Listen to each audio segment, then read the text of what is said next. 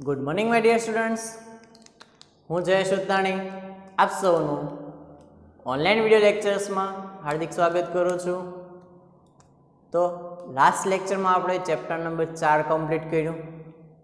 Okay, આજથી આપણે એક નવું ચેપ્ટર સ્ટાર્ટ કરવા જઈ રહ્યા છીએ અને આમ કહીએ તો સૌથી અગત્યનું ચેપ્ટર કહી શકાય. તો કે અત્યાર સુધી આપણે જે ચેપ્ટર ભણ્યા ને, જેટલા પણ ચેપ્ટર, એ બધાના ગુણભાર જે છે એની કરતાં આના માર્ક સૌથી વધારે છે. જેમ કે અત્યાર સુધી આપણે કયા કયા ચેપ્ટર ભણ્યા છે? તો કે 15મું ચેપ્ટર, પછી 14મું ચેપ્ટર ભણ્યા. ઓકે, ત્યાર પછી તો કે બીજું ભણ્યા, ચોથું ભણ્યા, પહેલું ભણ્યા. આ 4 માર્ક્સનું ચેપ્ટર છે, આ 6 માર્ક્સનું ચેપ્ટર છે, આનાય 6 માર્ક્સ છે, આના પણ 6 માર્ક્સ છે અને આના 4 માર્ક્સ છે. પણ હવે જે ભણવા જઈ રહ્યા છે ત્રીજું ચેપ્ટર, આ ઓવરઓલ 8 માર્કનું છે. એટલે આ બધા કરતાં ઇમ્પોર્ટન્ટ થયો કે આમાં સૌથી વધારે માર્ક્સનું પૂછાય છે. આ બધા કરતાં આ 4-6 વાળા છે બધા, જ્યારે આ એક ચેપ્ટર એકલો 8 માર્કનું છે. એ 8 માર્ક કેવી રીતના આવશે? તો કે 2 માર્ક્સમાં સેક્શન એ માંથી 2 માર્ક્સ, એટલે કે 1 માર્કના 2, સેક્શન બીમાં 1 દાખલો અને સેક્શન ડીમાં પણ 1 દાખલો. એટલે 2 માર્ક અહીંથી, 2 માર્ક અહીંથી, 4 માર્ક અહીંયાથી, કુલ 8 માર્કનું ચેપ્ટર થઈ જાય. એટલે કે 1 માર્કના 2 પ્રશ્નો પૂછાશે, 2 માર્ક્સનો 1 દાખલો અને 4 માર્ક્સનો 1 દાખલો. આ એની બ્લુ પ્રિન્ટ છે. હા, લાસ્ટ યરમાં તો ચેન્જીસ થઈ ગયા હતા. ડીની બદલે સીમાં 1 દાખલો પૂછવા, કારણ કે બ્લુ પ્રિન્ટમાં એવું લખેલું હોય છે કે પેપર કાઢનાર વ્યક્તિ એમાં બ્લુ પ્રિન્ટમાં ચેન્જ કરી શકે છે. અને લાસ્ટ ટાઈમ બહુ મોટા એવા ચેન્જીસ થઈ ગયા છે. લગભગ 50% ચેપ્ટરમાં ગુણભાર સીવાનું પૂછી લખ્યું છે કે સેક્શન ડી આવતું એને પૂછ્યો સી હોય, બી આવતું હોય ડી પૂછ્યો. એવું લાસ્ટ પેપરમાં બહુ વધારે પડતું થયું હતું 2020માં.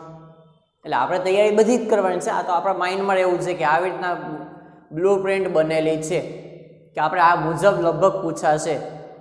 આ બ્લુ પ્રિન્ટ 90% 95% સાચી કહેવામાં, પણ પેપર કાઢનાર વ્યક્તિ જો ચેન્જ કરવો હોય તો આમાં ચેન્જીસ કરી શકે છે.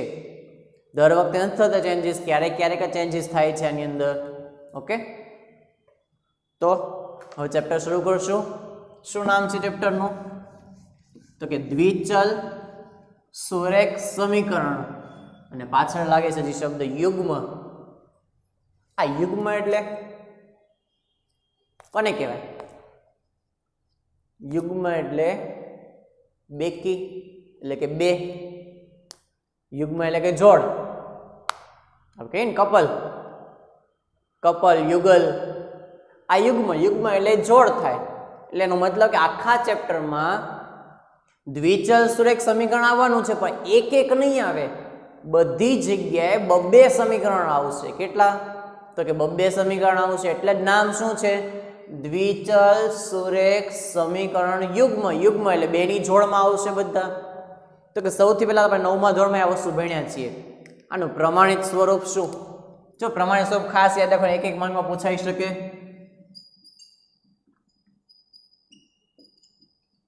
પહેલા કોનું પ્રમાણિત સ્વરૂપ જોવું છે? તો કે દ્વિચલ સુરેખ સમીકરણ ફક્ત એક હોય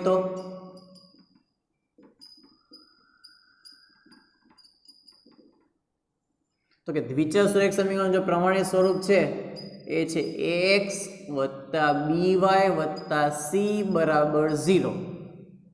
જ્યાં abc, હવે જો હું ટૂંકમાં લખું છું, બુકમાં બહુ લાંબુ આપ્યું છે, એ લોકો ગુજરાતીમાં લખે કે જ્યાં abc વાસ્તવિક સંખ્યાઓ છે, એને ટૂંકમાં લખો તો આમ લખાય belongs to R. તો આવડું મોટું વાક્ય ન લખવું પડે કે વાસ્તવિક સંખ્યાઓ છે. એને ટૂંકમાં શું લખી શકાય? તો કે a b c આ belongs to વંચાય. અને સાઇનને યાદ ન હોય તો આમ તો કહી દો ફરીથી, આ સાઇનને શું વંચાશે? belongs to. એનો મતલબ કે આ કોના સભ્ય છે, એટલે કઈ કિંમતમાં લેવામાં આવશે? બધી વાસ્તવિક સંખ્યાઓમાં જ લીધેલી છે એબીસી સંખ્યાઓ. અને આ શરત આટલી પૂરી નથી થતી, હજી એમાં આગળ આવે. અને a² + b² does not equal to 0.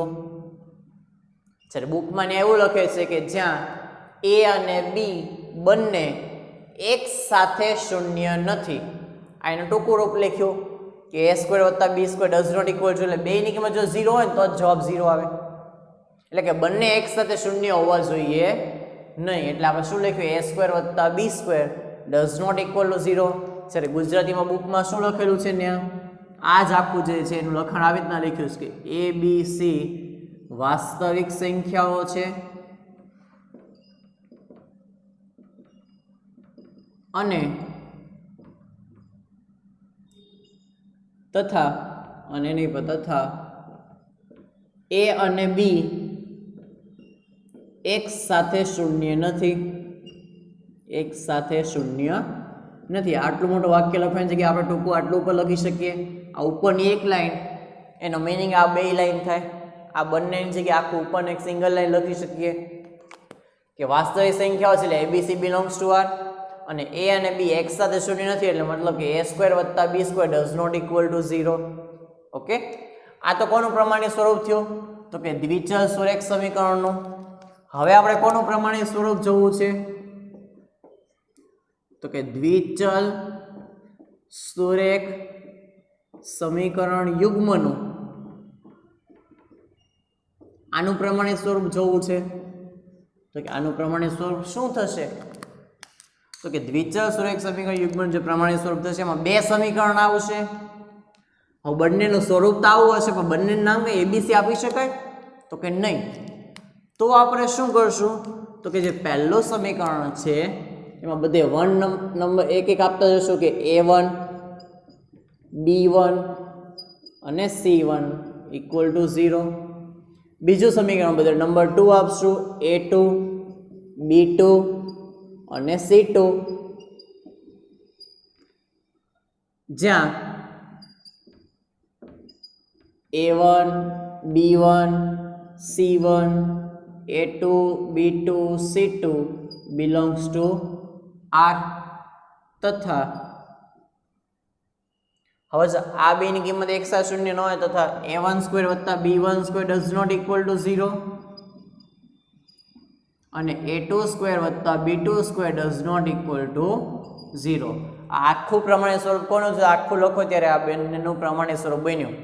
કોનું? તો કે દ્વિચલ સુરેખ સમીકરણ યુગ્મનું પ્રમાણિત સ્વરૂપ. આ બે સમીકરણ લેશો એટલે નંબર આપવા પડશે a1 a2 b1 b2 c1 c2. આ 6 કિંમત જે છે અલગ અલગ સહગુણક જે છે બધા, તો કે સહગુણક જે છે બધા બિલોંગ્સ ટુ R કેવા છે? એટલે બધી વાસ્તવિક સંખ્યાઓ છે. એ જ રીતે a1 ને b1 બે ભેગા એક સાથે શૂન્ય નહીં હોય. કારણ કે જો આ બે ની કિંમત શૂન્ય થાય ને તો તમે વિચારો શું થાય? i શૂન્ય થઈ ગયો, i શૂન્ય થઈ ગયો, વધ્યો શું? c બરાબર 0. આવું શક્ય નથી. એટલે બંનેની કિંમત એક સાથે શૂન્ય હોવી જોઈએ નહીં. એટલે a1 સ્ક્વેર વત્તા b1 સ્ક્વેર 0 ન થવું જોઈએ. a2 સ્ક્વેર ને b2 સ્ક્વેર જવાબ 0 થવો જોઈએ નહીં. ઓકે, આથી કે પ્રમાણિત સ્વરૂપ. ઓકે, હવે આની ઉપરથી તમારો જે પહેલો સ્વાધ્યાય છે 3.1 અને 3.2 માં અધૂરું, તો 3.1 માં બધા ગ્રાફ બનાવવાના છે. 3.1 3.2 માં 2-3 પ્રશ્ન ગ્રાફ બનાવવાના છે, બાકીના 2-3 દાખલા ગણવાના છે.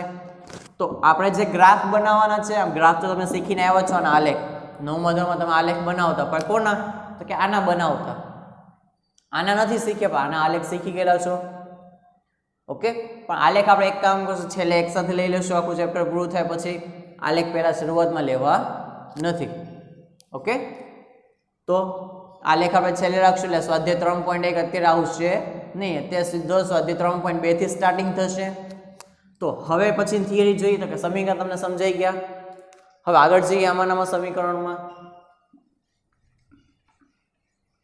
તો આ બધી વસ્તુ અત્યારે અહીંથી કાઢી નાખો.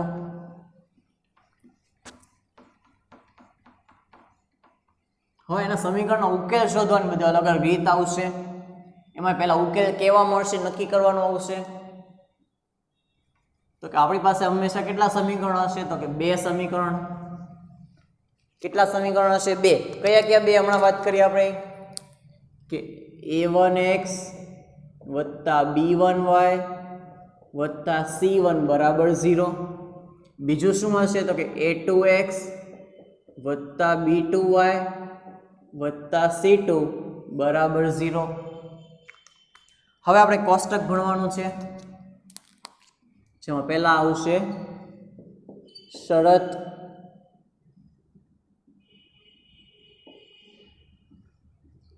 પછી શરત ઉપરથી આવશે એનો ઉકેલ, ઉકેલ પછી આવશે એનો સુસંગત છે કે નહીં, સોરી ઓકે ચાલો એ જ રાખીએ, વાંધો નહીં. એનો પછી આલેખ રાખી દે, સુસંગત છે કે નહીં, ને પછી આવશે આલેખ. તો કે તમને એક્ઝામ પ્રશ્ન કેવા પૂછશે, તો કે બે કોઈ પણ સમીકરણ આપી દેશે, એ સમીકરણ ઉપરથી એમ કે એનો ગુણોત્તર ઉપરથી નક્કી કરો કે એના ઉકેલ કેટલા મળશે, અથવા એ સમીકરણ સુસંગત છે કે નહીં. જો પ્રશ્ન ગમે એ પ્રકારના પૂછે, અથવા એમ પૂછે ને આલેખ કેવો મળશે, તો આ બધી વસ્તુ શેના ઉપર નક્કી થાય, તો કે ત્રણ વસ્તુ ઉપરથી. સૌથી પહેલું શરતમાં શું આવશે, તો કે આપણે ગુણોત્તર ગોતવાના આવશે. કોના કોના, તો કે a1 અને a2. તો કે જો a1 ના છેદમાં a2, બીજો ગુણોત્તર કયો આવશે, b1 ના છેદમાં b2. જો આ બંને સરખા ન થાય, શું આ બંને સરખા ન થાય, તો આનો જે ઉકેલ મળશે સમીકરણનો એ અનન્ય ઉકેલ મળશે. સમીકરણનો ઉકેલ કેવો મળશે, તો કે અનન્ય ઉકેલ. અનન્યનો મતલબ શું થાય, તો કે એક ઉકેલ મળશે, એટલે કે એક જ ઉકેલ મળશે આવા સમીકરણ જેમાં a1 ના છેદમાં a2 અને b1 ના છેદમાં b2 નો ભાગાકાર સરખો ન થાય. જો પહેલા આખું કોષ્ટક તૈયાર કરવાનું છે, પછી દાખલા ગણવાનું છે, એટલે એક્ઝેક્ટ સમજાઈ જશે. પણ પહેલા કોષ્ટક સમજવાનું છે. હવે જેનો ઉકેલ અનન્ય ઉકેલ હોય એ સમીકરણ સુસંગત છે કે નહીં, તો કે જો ઉકેલ મળે ને, ઉકેલ મળે જ છે, તો કે હા તો સુસંગત છે. જો ઉકેલ ન મળતો હોય ને તો એમ કે સુસંગત છે કે નથી. અહીંયા એવું લખી રાખીએ, સુસંગત છે કે નથી, તો કે આમાં આવશે સુસંગત છે, કારણ કે આપણને ઉકેલ મળે છે. તો કે આનો આલેખ કયા પ્રકારનો આવશે, તો કે આનો જે આલેખ આવશે એ કંઈક આવું આવશે. એક રેખા ધારો કે આમ જતી હોય, ફોર એક્ઝામ્પલ, બીજી રેખા કંઈક આમ જતી હોય, તો આ આપણો શું ગણાય, તો કે ઉકેલ ગણાય. આ રેખાઓ કેવી મળશે આલેખ, તો કે છેદતી રેખાઓ. આને શું કહેવાય, છેદતી રેખાઓ આલેખ. એટલે એક્ઝામમાં ખાલી આવું પૂછે કે આનો આલેખ કેવો મળશે, તો કે આને આલેખ જે મળશે એ છેદતી રેખાઓ મળશે. ઓકે ચાલો, એક પૂરું થયું. હવે એમાં આગળ બીજું જોઈએ.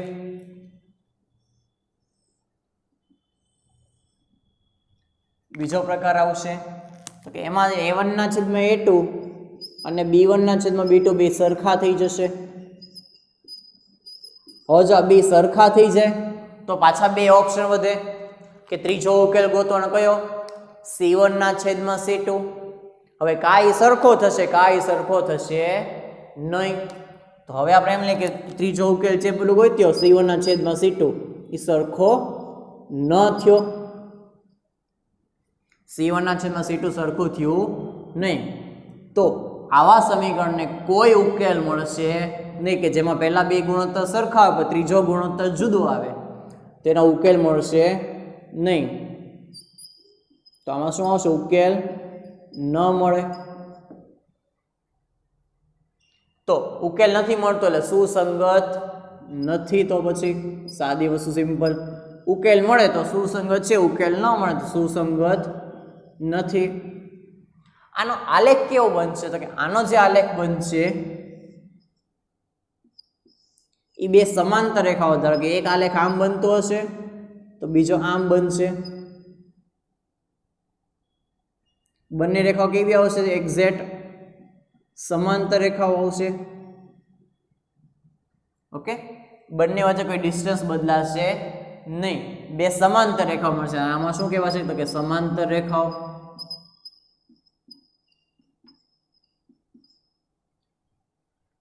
હવે તો કે ત્રીજો ઓપ્શન આવ્યા, કયો ત્રીજો? તમને બધાને ખ્યાલ આવી ગયો ત્રીજો કયો ઓપ્શન છે? હવે તો કે 3 એ 3 સરખા થઈ જાય ગુણોત્તર, તો કે a1 ના છેદમાં a2, b1 ના છેદમાં b2 અને c1 ના છેદમાં c2. 3 એ 3 કેવા થઈ જાય? તો કે સરખા થઈ જાય. તો એનો ઉકેલ શું કહેવાશે? તો કે અનંત ઉકેલ મળશે. જો ઘણા બધા શબ્દમાં ઘણા બાળકોને ભૂલ પડે, અનંત અને અનન્યમાં બહુ ગોટા ખાય છે, ખબર જ નથી પડતી કે અનન્ય એટલે શું ને અનંત એટલે શું. તો હજી મનમાં ફિક્સ બેહાડી દેજો. શું? તો કે અનન્ય એટલે એક, અનંત એટલે અસંખ્ય. બે વચ્ચે ડિફરન્સ સમજવાનો છે. અનન્યનો મતલબ થાય એક અને માત્ર એક. શું? એક અને માત્ર એક, એને કહેવાય અનન્ય. જ્યારે અનંત એટલે અસંખ્ય કહેવાય, જેને ગણી શકાતા નથી. તો કે આ સમીકરણ જો ઉકેલ તો મળ્યા ને, ભલે અનંત મળ્યા, ઉકેલ મળે જ છે. તો કે હા અનંત ઉકેલ મળશે. તો સમીકરણ કેવા કેવા છે? તો કે સુસંગત છે. શું આવશે? સુસંગત છે આવશે. શું કામ? ઉકેલ તો મળવાના જ છે, અનંત ઉકેલ ભલે ને. એક હોય તોય સુસંગત છે, અનંત હોય તોય સુસંગત છે, પણ ઉકેલ ન મળે ત્યારે સુસંગત નથી. હવે આનો આલેખ કેવો બનશે? તો કે આનો જે આલેખ આવશે એ ફક્ત એક રેખા આવશે. આ એકની ઉપર જ બીજી જાય. બીજો આલેખ દોરવા જશો તો આની નાની ઉપર બીજો આલેખ બનશે, એના બિંદુ એવા જ આવશે જે આની ઉપર જ આવશે એક્ઝેક્ટ. આમ બનશે. એક રેખાની ઉપર એક્ઝેક્ટ બીજી રેખા, એટલે આપણને દેખાશે એક જ રેખા આલેખમાં, બીજી રેખા દેખાશે નહીં. તો આવા ઉકેલને શું કહેવાય? રેખાઓ કેવી રેખાઓ કહેવાય? તો કે સંપાતી રેખાઓ. સંપાતી રેખાનો મતલબ શું થાય? એક રેખાનો બીજો મિનિંગ લખી રાખો, બાકી એવું લખવા નથી એક્ઝામમાં કે આ બંને રેખાઓ કેવી છે. તો કે સંપાતી રેખાઓ. સંપાત એટલે શું? એક રેખા પર બીજી, એક રેખાની ઉપર બીજી રેખા.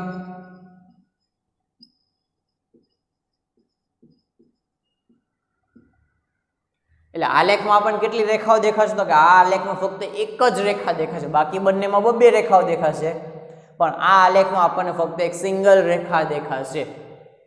અને ખાસ એક હજી વસ્તુ કે આ સુસંગત છે, સાથે આના માટે એક બીજો શબ્દ આવે છે કે આ જે સમીકરણ છે કે જેનો ઉકેલ અનંત મળે છે, એવા સમીકરણને અવલંબી છે એમ પણ કહેવાય. શું કહેવાય? સુસંગત છે, સાથે સાથે અવલંબી પણ છે. અવલંબી એટલે શું? તો કે બંને એકબીજા ઉપર આધાર રાખે છે. બંને એકબીજા ઉપર આધાર રાખે છે એવા કહેવાય. બંને અવલંબી છે. આટલું યાદ રાખી લેજો ખાસ. આ એક મેઇન મોસ્ટ ટાઈમ કોષ્ટક છે. આની ઉપર ઘણા બધા એમસીક્યુ બની શકશે. તમને એમ કહેશે કે અનન્ય ઉકેલની શરત લખો, તો કે a1 ના છેદમાં a2 does not equal b1 ના છેદમાં b2. અનંત ઉકેલની શરત લખો, તો કે a1 ના છેદમાં a2 b1 ના છેદમાં b2 ઇક્વલ ટુ c1 ના છેદમાં c2. અથવા એમ કે અનન્ય ઉકેલનો આલેખ, અનન્ય ઉકેલનો આલેખ કેવો મળશે? તો કે છેદતી રેખાઓ. અનંત ઉકેલનો આલેખ કેવો મળશે? તો કે સંપાતી રેખાઓ. ઉકેલ ન મળે એવી રેખાઓનો આલેખ શું મળશે? તો કે સમાંતર રેખાઓ. ઓકે. અથવા ઘણી વાર એમ કે છેદતી રેખા, કોઈ સમીકરણ યુગ્મનો આલેખ છેદતી રેખાઓ મળે છે તો એની શરત કઈ હશે? તો કે a1 ના છેદમાં a2 does not equal b1 ના છેદમાં b2. કાંઈ પણ બધું મિક્સ કરીને ગમે તમને વસ્તુ પૂછવામાં આવશે આખા કોષ્ટકમાંથી. એટલે પહેલાં તો આખું કોષ્ટક તમને મેઇન આખું યાદ રહી જવું જોઈએ. ઓકે. આજના દીમાં પહેલાં તો તમે લેક્ચર જોયા પછી બીજું કંઈ સોલ્વ કરો એની પહેલાં તમારે આખું કોષ્ટક તૈયાર કરવાનું છે. ઓકે. ફરી એકવાર જોઈ લે ફટાફટ રિવિઝન. કે a1 ના છેદમાં a2 does not equal b1 ના છેદમાં b2. તો ઉકેલ કેવા મળશે? તો કે અનન્ય એટલે કેટલા? તો કે એક. સુસંગત છે કે નહીં? તો કે હા ઉકેલ મળે છે એટલે સુસંગત છે. આલેખ કેવો મળશે? તો કે છેદતી રેખાઓ.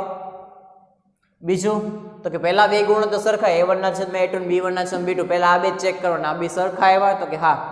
તો ત્રીજું ગો તો ત્રીજું સરખું આવ્યું નહીં, તો કે એનો ઉકેલ ન મળે એટલે સુસંગત નથી. અને આલેખ મળશે સમાંતર રેખાઓ. ત્રીજું 3 એ 3 ગુણ તો જો સરખા આવે તો અનંત ઉકેલ. સમીકરણ સુસંગત છે.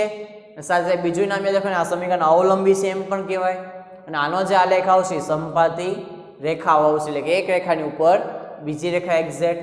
ઓકે, ચાલો આટલું કોષ્ટક બનાવી નાખો, પછી આપણે દાખલા સોલ્વ કરીએ. ચાલો હવે દાખલા જોઈ લઈએ આપણે.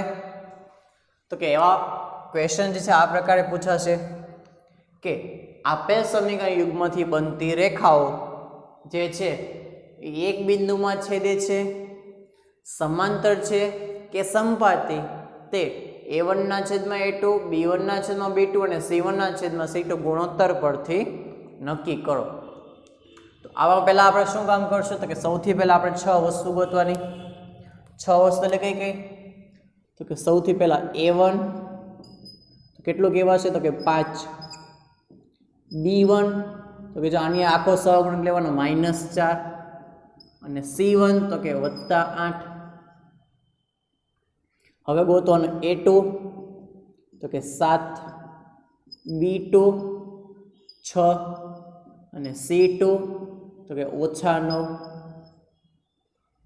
હવે આપણે ગુણોત્તર ગોતશું. a1 ના છેદમાં a2, ચલો 5 ના છેદમાં 7, આનો કંઈ જવાબ મળશે નહીં, આ જવાબ જ કહેવાય. બીજું ગોતશું b1 ના છેદમાં b2, -4 ના છેદમાં 6 તો કે છેદ ઉડશે, તો કે હા 2 2 2 તેરી એટલે -2 ના છેદમાં 3. ત્રીજું ગોતશું c1 ના છેદમાં c2, 8 ના છેદમાં -9, આના કંઈ છેદ ઉડે નહીં.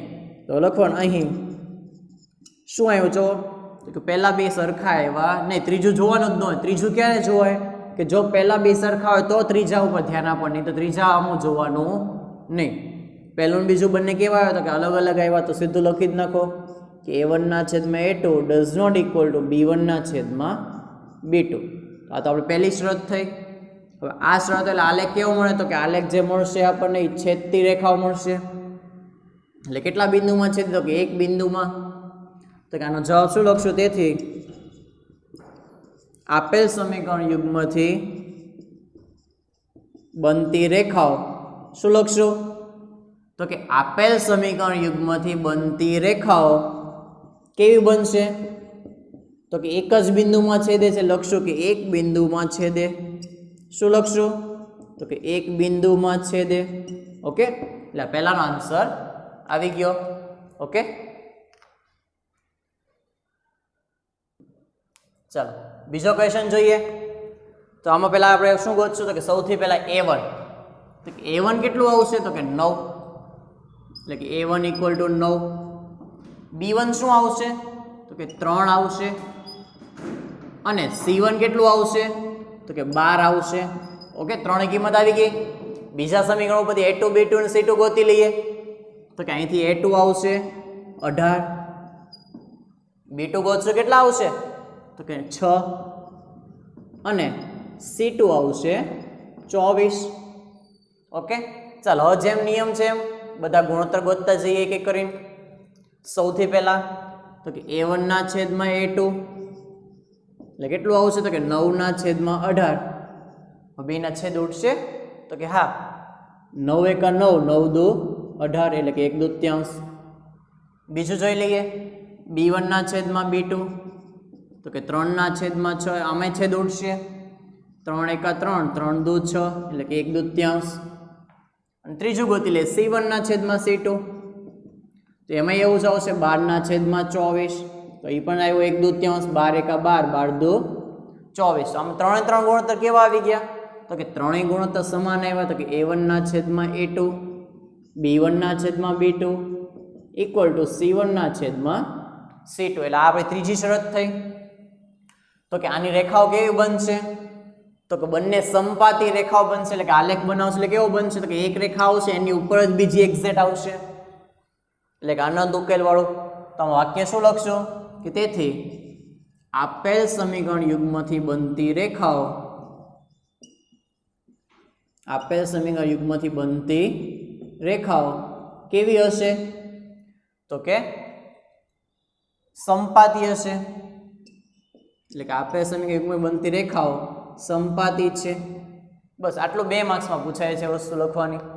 ગુણોત્તર શોધો, શરત બનાવો અને શરત ઉપરથી નક્કી કરો કે જવાબ શું આવશે.